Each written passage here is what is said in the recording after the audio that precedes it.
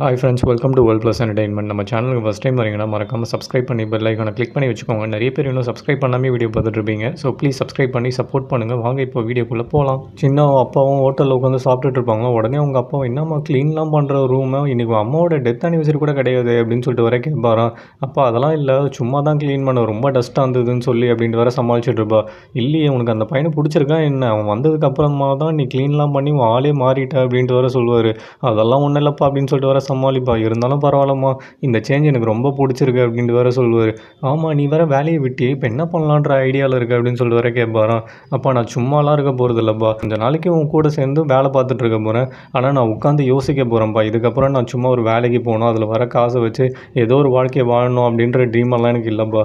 நான் ஒரு நல்ல ஜாபுக்கு போகணும்னு நினைக்கிறேன். அதை வச்சு வர காசை வந்து நம்ம நல்லா இருக்கணும்னு நினைக்கிறேன். ஸோ ஏதோ ஒரு ஜாபு அந்த மாதிரிலாம் எனக்கு இப்போ மைண்ட் செட்டே கிடையாது. அது எவ்வளோ நாள் ஆனாலும் பரவாயில்ல, நான் டைம் எடுத்து அதை நான் பிளான் பண்ண போகிறேன் அப்படின்ட்டு வர சொல்லுவாளாம். உடனே இவருக்கும் வேறு அப்படியே ஆனந்த கண்ணீர்லாம் வர ஆரம்பிச்சிடும். உன் அம்மாவை நினச்சா ரொம்ப பெருமைப்படுவாம்மா அப்படின்ட்டு வர அழுவாராம். அப்பா நீ எதுவும் கவலைப்படாது, இப்போ தம்பியோட பிரச்சனையும் முடிய போகுது, இதுக்கு எல்லாத்துக்குமே அம்மாவோட ஆசீர்வாதம் தான் காரணம் அப்படின்ட்டு வேற சொல்வா. அப்பா கேட்கணும்னு நினச்சேன், அம்மாவோட மெமரியில் நீ ஏன் தனியாக போய் பார்த்துட்டு இருக்க, என் கூடயே வரலாம்ல, அங்கே போயிட்டு யோகட்டும் ஃப்ளாட்ஸை வாங்கி வைக்கிறது நீ தானே அப்படின்னு சொல்லிட்டு வர கேட்பாளே. என்னம்மா வளர்றேன், நான் எதுவும் வாங்கி வைக்கல, நான் அவளை பார்த்தே ரொம்ப வருஷம் ஆகுது, இருந்தாலும் போகணும் அப்படின்ட்டு வர ஃபீல் பண்ணிட்டு இருப்பாரு. இவளுக்கும் செம ஷாக்காக இருக்கும். இவர் இல்லைன்னா அப்போ வேற யார் அப்படின்னு சொல்லிட்டு இங்கே கட் பண்ணால் சாயும் ஜங்கையும் தான் காட்டுவாங்க. அவங்க வேறு ட்ரிப்பை பயங்கரமாக என்ஜாய் பண்ணிகிட்டு இருப்பாங்களாம். ஜங்கெல்லாம் ஒரு படி மேலே போயிட்டு கொசுவை பார்த்துட்டு வண்டுன்னு நினச்சி வேற கதறிட்டு இருப்பான். டே எப்போ தான்டா இங்கேருந்து கிளம்புவோம், நம்ம வீட்டுக்கு போகலாமா அப்படின்னு சொல்லிட்டு வேற கதறிட்டு இருப்பான். ஆனால் சாயெல்லாம் அதை பற்றி கவலையே படாமல், ஏன்டா ஏதோ சின்னக்காக என்ன வேணாலும் பண்ணுவேன்னு சொல்லிட்டு ஒரு சின்ன கொசுவை கூட உன்னால் தாங்கிக்க முடியாதா, ஒரு சின்ன விஷயம் கூட பண்ண மாட்டியா அப்படின்னு சொல்லிட்டு ஓவராக வேற கலாய்க்க ஆரம்பிச்சிருவாடா காஜு அப்படின்னு சொல்லிட்டு ஜங்கம் பயங்கர கடுப்பாயிடுவான். டேய் இருந்தாலும் பரவாயில்லடா, நான் இப்போ கொஞ்சம் ஹாப்பியாக தான் இருக்கேன், நீ வந்து நல்ல பையனாக தான் தெரியுற அப்படின்னு சொல்லிட்டு வேற சாய் சொல்லுவானே. உடனே ஜங்கம் இப்போ தான் உனக்கு அது தெரியுதா அப்படின்னு சொல்லிட்டு வேற காமெடி பண்ணிட்டு இருப்பான். உடனே சாயும் நான் சின்ன விட்டு விலகுனது தப்புன்னு என்னை ஃபீல் பண்ண வச்சுருதானே, ஒழுங்காக அவளை நல்லா பார்த்துக்கோ, எந்த சூழ்நிலையிலையும் அவளை விட்டுறாது, அவளை சந்தோஷமாக பார்த்துக்கோ அப்படின்ட்டு வர சொல்லுவான். டேய் அதெல்லாம் நான் பார்த்துப்பேன், நீ எதுவும் கவலைப்படாத, உன் வேலையை பாரு அப்படின்னு சொல்லிட்டு ஜங்கம் வேற பயங்கரமாக நோஸ் கட் பண்ணி விட்டுருவான். உடனே சாய் ஆமாம் நம்ம ட்ரிப் வந்திருக்கோம், அதை பற்றி நீ எதுவுமே சொல்ல மாட்டேன், என்ஜாய் பண்ணுறே இல்லையா அப்படின்னு சொல்லிட்டு வர கேட்பானா. உண்மையை சொன்னோன்னா நான் என்ஜாயே பண்ணல, எப்போ வீட்டுக்கு போகிறோம் அப்படின்னு சொல்லிட்டு வர கேட்பான். இங்கே கட் பண்ணால் வானம் சாவை தான் பார்க்க வந்திருப்பாங்க. சாவ உடனே ஆமாம் நான் உங்ககிட்ட லிஸ்ட்டு கேட்டதெல்லாம் கமிட்டி மெம்பர்ஸ் எங்கே அப்படின்னு சொல்லிட்டு வர கேட்பாரு. உடனே வாணும் அதுக்கு முன்னாடி நான் உங்ககிட்ட ஒரு இம்பார்ட்டன்ட் விஷயம் சொல்லணும், இதுக்கு மேலே என்னால் உங்ககிட்ட ஒர்க் பண்ண முடியாது அப்படின்ட்டு வர ஃப்ராங்காக சொல்லிவிடுவாங்க. ஏன் அப்படின்னு சொல்லிட்டு வர சா கேட்பாரு. ஆமாம் ஏன்னா சின்ன வேலையை விட்டே போயிட்டா, ஆனால் இன்னும் அவளை ஏன் டிஸ்டர்ப் பண்ணிட்டு இருக்கீங்க, ஜங்குக்கு பிடிக்காத ஒரு விஷயத்தை என்னால் இதுக்கு மேலே பண்ண முடியாது, அவங்க ரெண்டு பேரும் ஒன்றா இருக்காங்கன்னா அது அவங்களோட பர்சனல், அவங்களுக்குள்ளே ஏன் நீங்கள் தலையிடுறீங்க அப்படின்னு சொல்லிட்டு வர இவங்களும் கேட்பாங்க.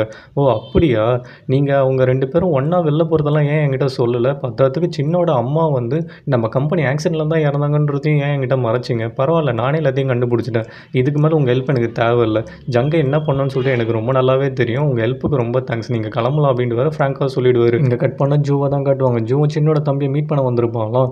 உடனே நாளைக்கு தானே கமிட்டி மீட்டிங்கு, நீ எதுவும் டென்ஷன் ஆகாது, எல்லாமே நல்லபடியாக நடக்கும் அப்படின்ட்டு வேறு ஆறுதல் சொல்லிட்டு இருப்பா.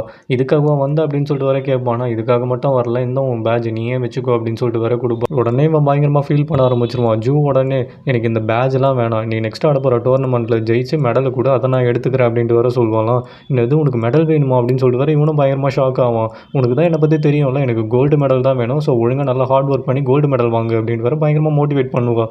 உனக்கு கோல்டு மெடல் நான் வாங்கி கொடுத்தா நீ என் கூட வெளில வரியா அப்படின்னு சொல்லிட்டு வர கேட்பானே. கண்டிப்பாக அப்படின்ட்டு வர சொல்லுவாங்களாம். உடனே இவனுக்கு செம்ம குஷியாக போயிடும், அப்படியே குழந்த மாதிரி எகிரி குச்சி வேற ஓடிட்டு இருப்பான். அதை பார்த்தோன்னே ஜூக்கெல்லாம் பயங்கர ஷாக் ஆகிடும். இவனுக்கு நம்மளை இவ்வளோ பிடிக்குமா அப்படின்னு சொல்லிட்டு பயங்கர ஹாப்பியாக வேறு உட்காந்து பார்த்துட்டு இருப்பா. இங்கே கட் பண்ண சின்னதாக கட்டுவாங்க. அவ்வளோ லைப்ரரியில் உட்காந்து தீவிரமாக படிச்சுட்டு இருப்பா. உடனே ஜங்கு கால் பண்ணிவிட்டு ஆமாம் நீ எங்கே இருக்க, ஜன்னல் கிட்ட வா அப்படின்னு சொல்லிட்டு வர சொல்லுவான். என்ன ஆச்சு அப்படின்னு சொல்லிட்டு வர கேட்பாளே. சீக்கிரம் ஜன்னல் கிட்ட வா அப்படின்னு வர கூப்பிடுவானா. சரி வரேன் அப்படின்னு சொல்லிட்டு இவ்வளோ ஜன்னல் கிட்ட போவாளே. பலூன்ஸாக பறக்க ஆரம்பிச்சிடும். அதை பார்த்தோன்னே இவளுக்கு செம்ம ஹாப்பியாக போயிடும். ஆமாம் இங்கே என்ன நடக்குது, எங்கே இருக்கீங்க நீங்கள் அப்படின்னு சொல்லிட்டு வர சொல்லுவா. உடனே இவ்வளோ கீழே இறங்கி வந்துட்டு இருப்பாளாம். நான் கீழே வந்துட்டு எங்கே இருக்கீங்க நீங்கள் அப்படின்னு சொல்லிட்டு வர தேடிட்டு இருப்பா. நான் வேறு எங்கேயும் இல்லை, முன்னாடி தான் இருக்கேன் அப்படின்னு சொல்லிட்டு வர ஜங்கம் வேறு சர்ப்ரைஸ் பண்ணுவான். ஆமாம் நீங்கள் க்ளவுஸே போடாமல் இங்கே என்ன பண்ணுறீங்க அப்படின்னு சொல்லிட்டு வர கேட்பாளே. நான் என்ன இப்போ ஸ்பெஷல் தெரப்பிலாம் போகிறேன், ஸோ நான் க்ளவுஸே போடாமல் உள்ளே வந்துட்டேன், நான் கூட கம்ஃபர்டபுளாக இருக்கும் தான் நினச்சேன், ஆனால் இப்போ நான் கொஞ்சம் ஒரு மாதிரி அன்கம்ஃபர்டபுளாக ஃபீல் பண்ணுறேன், ஸோ நம்ம ரெண்டு பேரும் கொஞ்சம் வெளில போயிடலாமா அப்படின்னு சொல்லிட்டு வேறு கூப்பிடுவானா. இவளுக்கும் வேறு சிரிப்பு வந்துடும். சரி வாங்க வாங்க வெளில போகலாம் அப்படின்னு சொல்லிட்டு வெளில வேறு இழுத்துட்டு வந்துடுவா. வெளியே பார்த்தா இவன் பலூன்ஸு லைட்ஸ் எல்லாம் வச்சு பயங்கரமாக வேறு டெக்கரேட் பண்ணி இவளுக்கு சர்ப்ரைஸ் கொடுத்துட்ருப்பான். அதை பார்த்தோன்னே இவளுக்கு செம்ம ஷாக் ஆகிடும். பயங்கரமாக இருக்குது அப்படின்னு சொல்லிட்டு பயங்கர சர்ப்ரைஸ் ஆகிடுவா. உடனே இவனும் வேறு நான் கை கழுவிட்டு வந்துட்டுமா அப்படின்னு சொல்லிட்டு வேற கேட்பானா. அதெல்லாம் ஒன்றும் வேணாம், உங்கள் கையை கொடுங்க அப்படின்னு சொல்லிட்டு இவ்வளோ வேற அவனோட கையெடுத்து கன்னத்தில் வச்சுப்பா. உடனே அவனும் வேற பயங்கர ரொமான்டிக் மூடில் அப்படியே கிஸ் பண்ண ஆரம்பிச்சிருவான். இங்கே கட் பண்ணால் வானை தான் காட்டுவாங்க. வானும் சாயை பார்க்க வந்திருப்பாங்களாம். சாய் உடனே ஃபுட்டேஜுக்கு ரொம்ப தேங்க்ஸ் அப்படின்ட்டு வேற சொல்லுவான். என்னால் வேறு எந்த ஹெல்ப்பும் பண்ண முடியல அதனால தான் அப்படின்ட்டு வேற வானும் சொல்லுவாங்க. உங்ககிட்ட நான் ரொம்ப நாளாக ஒரு கேள்வி கேட்கணும்னு நினச்சேன். உங்களுக்கும் சாவுக்கும் என்ன மாதிரி ரிலேஷன்ஷிப்பு? எப்போ பார்த்தாலும் ஆனால் ஜங்கை வேவ் பார்த்துட்டே இருக்கீங்க. சாவையும் இப்படி தான் பண்ணுவீங்களா என்ன அப்படின்னு சொல்லிட்டு வர கேட்பானா. உடனே அவங்களும் வந்து இது ஒன்றும் நான் அவருக்காகலாம் ஒன்றும் பண்ணல. எனக்கு ஜங்கை ரொம்ப பிடிக்கும். அவர் நல்லா இருக்கணும்னு சொல்லிட்டு நான் நினைக்கிறேன். ஏன் அப்படின்னு சொல்லிட்டு வர கேட்பானே. அவர் வந்து என் பையனோட ஃப்யூச்சராக நான் பார்க்குறேன். அதனால தான் அவர் நல்லா இருக்கணும்னு நான் நினச்சி தான் ஒன்றையும் பண்ணேன். ஆனால் நான் பண்ணதே கடைசியில் அவருக்கு ராங்காக போகும்னு நான் எதிர்பார்க்கவே இல்லை. ரொம்ப முக்கியமாக ஒரு விஷயம் சொல்லணும் தான் நான் உன்னை கூப்பிட்டேனே. அது சாக்கு எல்லாமே தெரிஞ்சிடுச்சு அவங்க 2 பேரும் ஒன்றா இருக்காங்கன்னு சொல்லிட்டு. அதனால் வந்து சின்னோட ஃபேமிலியை டார்கெட் பண்ணணும்னு முடிவு பண்ணுறாரு. அதில் மொதல் வேலையாக வந்து அவன் தம்பியை தான் டார்கெட் பண்ண போகிறாரு. ஸோ நாளைக்கு டிசிப்ளினரி கமிட்டி வந்து ப்ராப்பராக போகாது நம்ம எதிர்பார்த்த மாதிரி. கண்டிப்பாக ஏதோ தப்பாக தான் நடக்க போகுது அப்படின்ட்டு வேற சொல்லுவாங்க. இவனுக்கும் செம்ம ஷாக் ஆகிடும். உடனே சாவையும் பார்க்க போயிடுவானா. சா யார் நீ அப்படின்னு சொல்லிட்டு வர கேட்பாரு. நான் தான் உங்கள் ஜங்கோட பர்சனல் ஃபிசிஷியன் சாய் அப்படின்ட்டு வர சொல்லுவான். உங்ககிட்ட கொஞ்சம் நேரம் பேசலாமா அப்படின்னு சொல்லிட்டு வர கேட்பானா. சரி சொல்லுங்கள் என்ன விஷயம் அப்படின்ட்டு வர சாவும் கேட்பாரு. உங்களுக்கு இன்னும் 3 months தான் டைம் இருக்கான். இது உங்கள் ஃபேமிலியில் கூட யாருக்கும் தெரியாதாமே. இந்த நியூஸ் மட்டும் வெளில போச்சுன்னா ஏரிங்க்கு முன்னாடி உங்கள் கம்பெனியோட பேர்லாம் பயங்கரமாக டேமேஜ் ஆகுமா அப்படின்னு சொல்லிட்டு வர சொல்லுவானா. என்ன இங்கே மிரட்ட வந்திருக்கியா அப்படின்னு சொல்லிட்டு வர சா கேட்பாரு. நீங்கள் அப்படி நினச்சிக்கிட்டிங்கன்னா ஆமாம் நான் மிரட்ட தான் வந்திருக்கேன் அப்படின்ட்டு வர இவனும் சொல்லுவான். ஆமாம் என்ன வேணும் உனக்கு அதை மட்டும் சொல்லு அப்படின்ட்டு வேற கேட்பாராம். எனக்கு நீங்கள் சின்ன விஷயத்தில் வந்து தலையிடக்கூடாது. இதுக்கப்புறம் சின்னியாக உங்கள் ஃபேமிலியை டிஸ்டர்ப் பண்ணுறதை நிறுத்துங்க அப்படின்ட்டு வேற இவனும் சொல்லுவான்.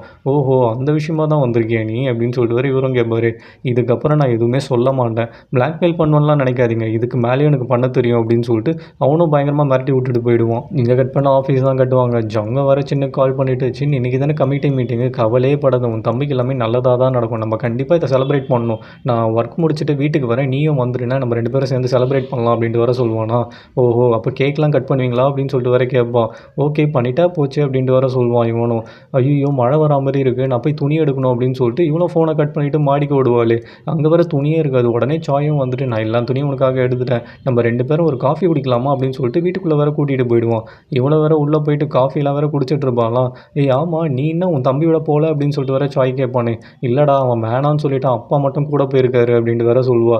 எனக்கு அங்கே என்ன நடக்குதோ தெரியல என் மைண்டு ஃபுல்லாக அங்கே தான் இருக்குது அப்படின்ட்டு வேற புலம்பிட்டு இருப்பாங்க. நீ எதுவும் கவலைப்படாத எல்லாமே நல்லதாகவே நடக்கும்.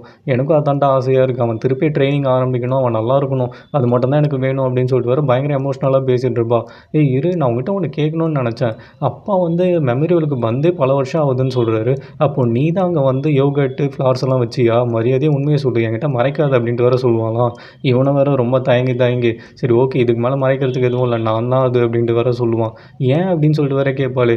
ஆமாம் நீ தான் எனக்கு ஃபஸ்ட்டு யோகட் கொடுத்த. நான் கூட உனக்கு ஆல்ரெடி சொன்னேனே நீ தான் பல வருஷத்துக்கு முன்னாடி என்கிட்ட வந்து யோகட் கொடுத்த. அன்றைக்கி நான் அவ்வளோ டவுனாக இருந்தேன். நீ கொடுத்த யோகட் தான் எனக்கு கம்ஃபர்டபுளாகவும் ஹாப்பியாகவும் மாற்றிச்சு. அந்த நிமிஷமே முடிவு பண்ணிட்டேன் நான் உன் கூடயும் உன் அப்பா கூடயும் உன் தம்பி கூடயும் சேர்ந்து வாழணும்னு சொல்லிட்டு. அன்னிலேருந்தே நீங்கள் தான் என் மைண்டுக்குள்ளே ஓடிக்கிட்டே இருந்தீங்க. ஸோ அப்போ முடிவு பண்ண நான் ஹெல்ப்ஃபுல்லாக இருக்கணும் இல்லையோ உங்கள் கூட வந்து வாழணும்னு சொல்லிட்டு. நீ அலோவ் பண்ணனா நான் உங்கள் கூடயே இருக்கிறேன். ஏதாவது ஒரு ஹெல்ப் பண்ணிக்கிட்டு நான் உங்கள் கூடயே வாழ்கிறேனே ப்ளீஸ் அப்படின்ட்டு வேற சொல்லுவானா. உடனே இவளுக்கு பயங்கர எமோஷ்னலாக போயிடும். இங்கே கட் பண்ண கமிட்டி கோட்டை தான் காட்டுவாங்க. சின்னோட தம்பியும் பயங்கர டென்ஷனில் உட்காந்துட்டு இருப்பான். ஆனால் கில்லும் வேறு நீ எதுவும் டென்ஷன் ஆகாது எல்லாமே நல்லது தான் நடக்கும் அப்படின்ட்டு வேற வார்த்தை சொல்லிட்டு இருப்பாரு.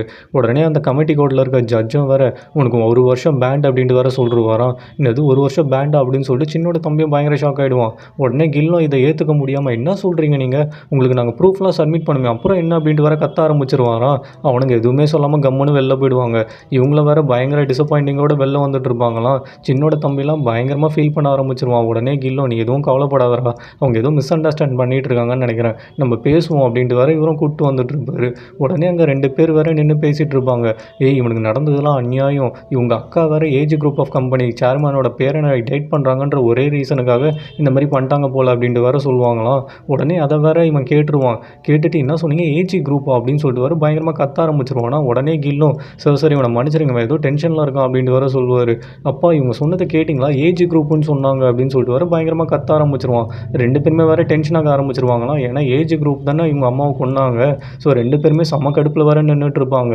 இங்கே கட் பண்ணால் சின்னதாக காட்டுவாங்க. சின்ன சாய்ஸ் சொன்னதே வேறு யோசிச்சுட்டு உட்காந்துட்டு இருப்பாங்களாம்.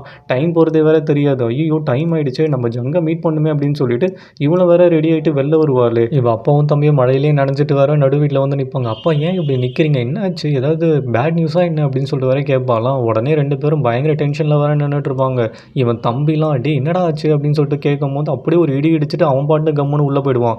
அப்பா ஏன் இவன் இவ்வளோ டென்ஷனாக இருக்கான், என்னாச்சு யாராவது சொல்லுங்களேன் அப்படின்னு சொல்லிட்டு வர இவ்வளோ கத்துவாள். உடனே கில்லு ஜங்கு யாருன்னு தெரிஞ்சுதான் நீ அவனை டேட் பண்ணுறியா அப்படின்ட்டு வேற கேட்பாரான். அப்பா என்ன சொல்கிறீங்க அப்படின்ட்டு வேற இவ்வளோ கேட்பாள்.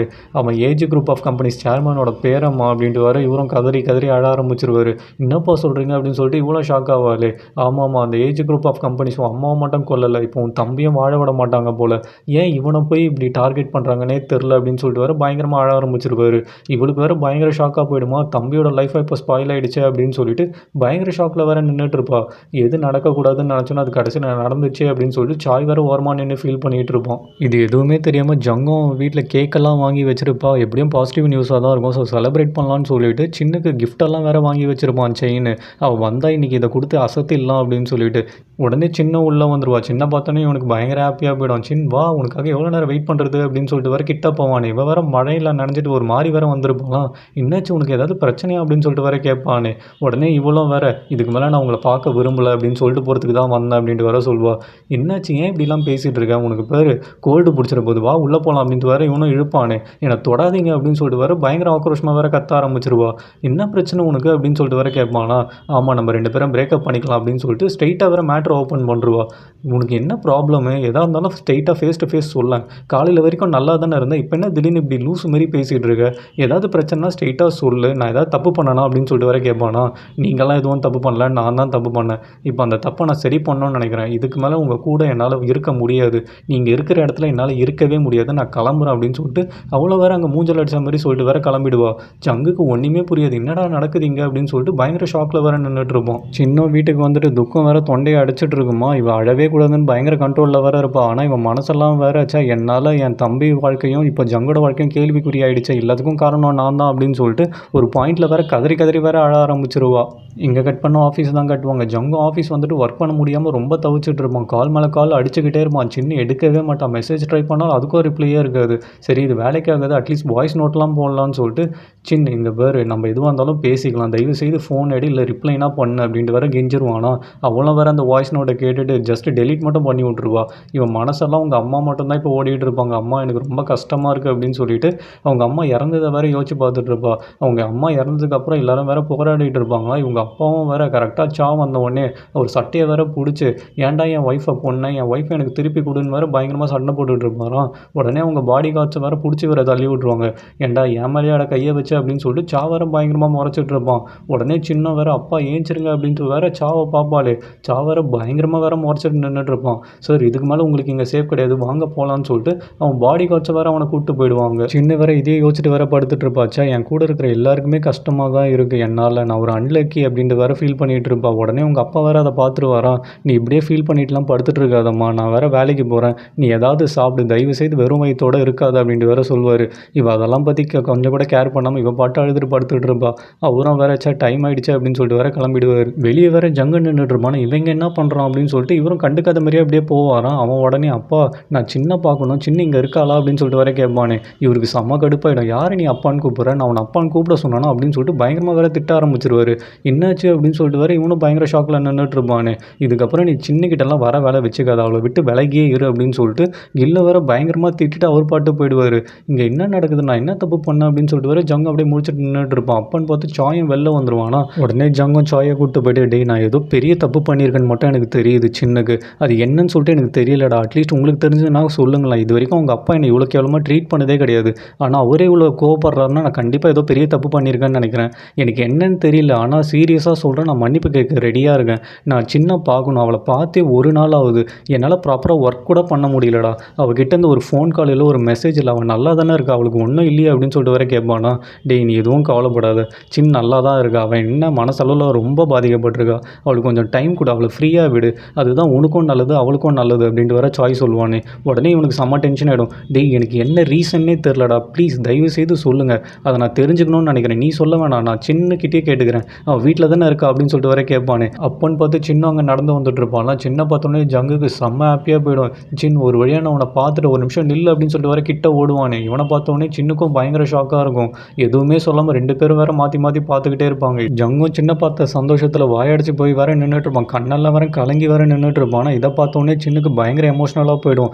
மனசுக்குள்ளே அவ்வளோ ஆசை இருந்தாலும் அதை வெளியே காட்டாமல் இப்போ என்ன பண்ணுறதுனே தெரியலையே அப்படின்னு சொல்லிட்டு மூஞ்சை அப்படியே திருப்பிட்டு வேற போயிடுவா. இதோட இந்த எபிசோடு இங்கே முடியுது ஃப்ரெண்ட்ஸ். இந்த வீடியோ உங்களுக்கு பிடிச்சிருந்ததுன்னா ஒரே ஒரு லைக், கமெண்ட், ஷேர் மட்டும் பண்ணுங்கள். ப்ரீவியஸ் வீடியோ பார்க்காதவங்களுக்கு மேலே கார்ட்லையும் கீழே டிஸ்கிரிப்ஷனில் லிங்க் கொடுத்துருக்கேன். பார்த்து என்ஜாய் பண்ணுங்கள். நெக்ஸ்ட் வீடியோவில் பார்க்கலாம். Until then by.